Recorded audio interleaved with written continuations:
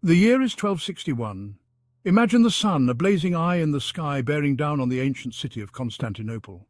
But this is not the Constantinople of legend, the jewel of Christendom. This Constantinople lies broken, sacked and looted 57 years prior in the Fourth Crusade, a hollow shell of its former glory. The streets, once bustling with merchants and scholars, are eerily silent.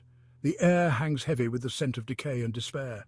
Yet even in this desolate landscape, hope flickers. A forgotten emperor prepares to reclaim his birthright, to breathe life back into the heart of a dying empire. His name, Michael VIII Palaiologos. Michael VIII Palaiologos. Born into the Byzantine aristocracy, his lineage dripped with the blood of emperors past. He bore the weight of a glorious history, a lineage stretching back to the very foundations of Constantinople. But the empire he inherited was a shadow of its former self. The Fourth Crusade had shattered the Byzantine world. Constantinople, once thought impenetrable, had fallen to Western crusaders. In its place rose the Latin Empire, a pale imitation of the Byzantine majesty it had usurped.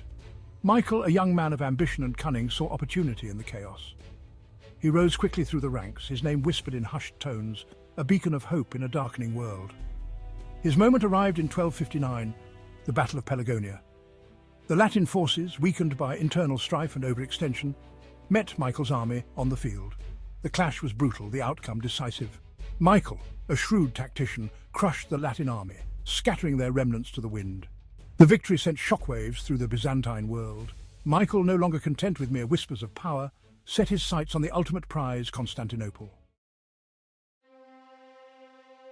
The recapture of Constantinople was a masterpiece of cunning and audacity.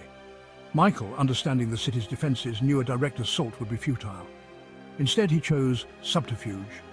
He cultivated allies within the city walls, men and women weary of Latin rule. He waited, biding his time, planning his move with the precision of a master chess player. In the dead of night on July 25th, 1261, a small force of Michael's men, led by the general Alexios Strategopoulos, infiltrated the city. Using a secret passage, they bypassed the formidable walls, slipping through the darkness like phantoms. The element of surprise was total. The Latin garrison, caught completely unaware, offered little resistance. By dawn, Constantinople belonged to Michael VIII Palaiologos. The news spread like wildfire. Church bells pealed, their joyful sound echoing through the streets. People poured from their homes, disbelief giving way to unrestrained jubilation. Decades of foreign rule were over. The emperor had returned. Michael VIII entered Constantinople in triumph. The streets, choked with cheering crowds, reverberated with the roar of "Long live the Emperor." The scene, witnessed by countless awestruck citizens, marked the beginning of a new era. The restoration of the Byzantine Empire had begun. But the city that Michael inherited was a pale shadow of its former glory. Monuments lay in ruins, churches stood desecrated. The once vibrant economy sputtered. The task before Michael was immense, a monumental challenge that would have daunted a lesser man. But Michael, imbued with an almost fanatical drive, threw himself into the task of rebuilding. Under his watchful eye, Constantinople stirred back to life. Architects and artisans laboured tirelessly, restoring the city's ancient grandeur. The Hagia Sophia, its sacred halls desecrated under Latin rule, was cleansed and reconsecrated as an Orthodox cathedral. The city, once on the brink of oblivion, pulsed with renewed energy, a testament to the indomitable spirit of its people and the vision of their emperor. Michael VIII Palaiologos, the restorer of Constantinople, was a man of contradictions. He was a devout Orthodox Christian, yet he understood the importance of maintaining peace with the West. The Latin West, still smarting from the loss of Constantinople, posed a constant threat. To counter this threat, Michael made a fateful decision, one that would cast a long shadow over his reign. He sought reconciliation with the papacy. In 1274, at the Second Council of Lyon, Michael agreed to reunite the Eastern and Western churches under the authority of the Pope. This union, achieved through political expediency, was deeply unpopular among the Byzantine clergy and populace. They saw it as a betrayal of their Orthodox faith, an unacceptable concession to the Latin heretics. The backlash was swift and fierce. Monks denounced Michael as a traitor. Riots erupted in the streets. The Patriarch of Constantinople, the spiritual leader of the Orthodox world, refused to recognize the union. Michael, caught between his desire for peace and the fury of his own people, found himself walking a precarious tightrope. The controversy surrounding the union would plague his reign, sowing the seeds of discord within the empire. Michael's attempts to appease the West came at a cost. While he managed to stave off a full-scale invasion, he faced constant pressure from the Latin powers. The threat of war hung over Constantinople like a sword of Damocles. The Venetians, once masters of the Byzantine economy, resented their loss of influence. They intrigued against Michael, supporting his enemies and undermining his authority. The Kingdom of Sicily, ruled by the ambitious Charles of Anjou, coveted the riches of the East and posed a constant military threat. To counter these threats, Michael relied on diplomacy and cunning. He forged alliances with the Mongols, the Mamluks of Egypt, and even the Mongol Ilkhanate in Persia. He played his enemies against each other, exploiting their rivalries to buy himself time and space.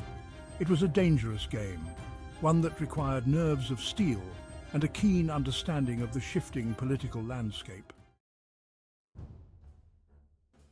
Despite his many enemies, Michael VIII proved to be a shrewd and tenacious ruler. He repelled multiple invasions, securing the empire's borders against constant threats. He reformed the Byzantine army, instilling a sense of discipline and purpose that had been lacking for decades. He also oversaw a period of economic recovery. Trade, which had been stifled under Latin rule, began to flourish once more. The markets of Constantinople, once deserted, hummed with activity as merchants from across the known world flocked to the city. The Byzantine gold coin, the hyperpyron, regained its status as a symbol of stability and prosperity. Michael's reign was not without its critics. His religious policies remained deeply unpopular. His constant wars, while necessary, drained the empire's resources, but even his detractors could not deny his achievements. He had restored the Byzantine Empire to a position of strength and influence. He had revived the spirit of a people who had known only defeat and despair. He had, against all odds, breathed new life into a dying empire. In 1282, after a reign of 24 tumultuous years, Michael VIII Palaiologos died. He left behind a mixed legacy. He was hailed by some as a saviour, the restorer of the Byzantine Empire. Others condemned him as a tyrant, a heretic who had betrayed the Orthodox faith. Time, as it so often does, would cloud his achievements in a veil of obscurity. His successors, lacking his political acumen and determination, squandered his hard-won gains. The empire, beset by internal strife and external threats, slid back into decline. The fragile unity that Michael had forged began to unravel. The dream of a restored Byzantine Empire, a dream he had fought so hard to achieve, began to fade like a dying ember. Within 2 centuries of his death, Constantinople would fall once more, this time to the Ottoman Turks. The once mighty Byzantine Empire, the inheritor of Rome's legacy, would be extinguished, its treasures plundered, its history forgotten.